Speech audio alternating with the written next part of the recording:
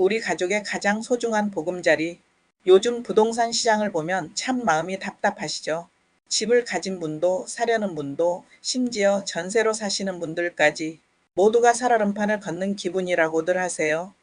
오늘 영상 본격적으로 시작하기 전에 제가 꼭 드리고 싶은 결론부터 말씀드릴게요. 부동산은 정치가 아니라 경제 원리로 풀어야 합니다. 지금 서울의 전세가 실종되고 증여가 폭발하는 이 기이한 현상. 그 뿌리에는 시장을 억누르기만 하면 잡힐 거라는 잘못된 믿음이 자리 잡고 있어요. 다주택자를 파트너가 아닌 응징의 대상으로 삼고 토지거래허가제 같은 낡은 규제로 시장에 숨통을 조이니 그 피해가 고스란히 우리 서민들과 청년들에게 돌아오고 있는 거죠. 2026년 현재 서울 부동산에 꼬여버린 실타래를 하나하나 풀어볼까요? 최근 법원 등기정보광장 자료를 보면 서울의 증여 건수가 1387건으로 3년 3개월 만에 최대치를 기록했습니다. 한 달 만에 50% 넘게 폭등한 수치예요. 왜 다들 팔지 않고 자식에게 줄까요? 바로 곧 다가올 5월 10일 다주택자 양도세 중과 시행 때문입니다. 정부는 세금을 높여 압박하면 다주택자들이 매물을 쏟아낼 거라 기대했죠. 하지만 시장의 계산기는 달랐습니다. 그동안 많이 오른 강남권은 공시지가 폭등으로 매물이 늘어나고는 있지만 문제는 그 이외 지역, 특히 실수요자 중심의 주택 15억 이하에서 신고가를 경신하고 있죠. 나라의 세금으로 다 뺏기느니 차라리 증여세 좀 내고 내 자식 주겠다는 거예요. 특히 강남 3구처럼 집값이 주춤할 때가 증여세를 아낄 수 있는 골든타임이라는 인식까지 퍼졌습니다. 결국 규제가 매물을 끌어내기는커녕 부의 대물림만 가속화하고 시장의 매물은 꽁꽁 숨겨버린 꼴이 됐습니다.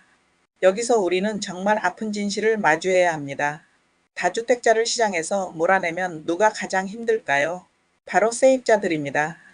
우리나라 전세 물량의 80% 이상은 민간 다주택자가 공급해요.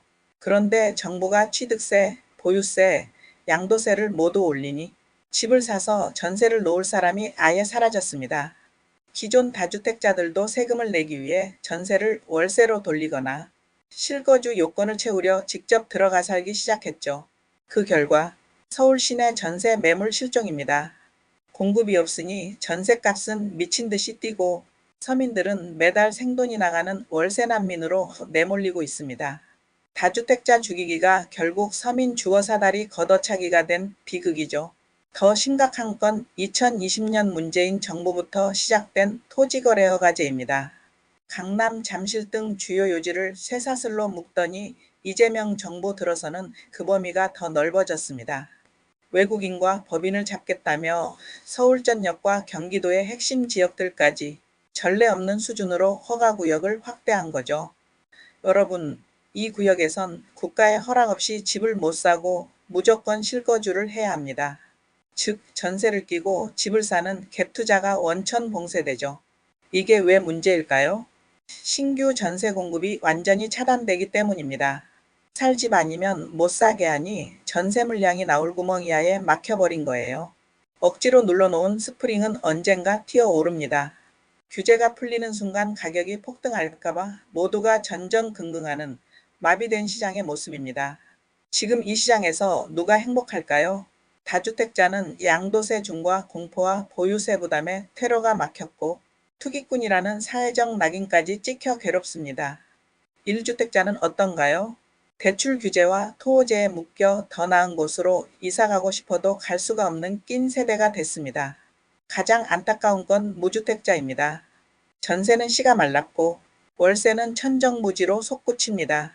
청약시장 의벽은 여전히 높고 나만 뒤처진다는 벼락거지의 공포는 일상이 됐습니다.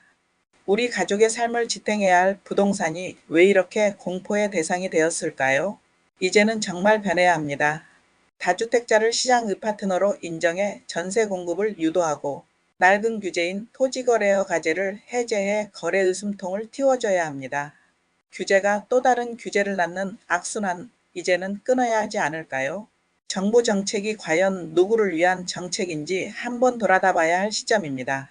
정책이란 국민이 마음 편히 살 수 있게 해야지 그 누구도 마음 놓고 살 수 없는 정책의 시대에 살고 있네요. 부동산은 단순한 숫자가 아니라 우리 가족의 삶입니다. 여러분의 소중한 보금자리가 더 이상 규제 때문에 불안하지 않기를 진심으로 바랍니다.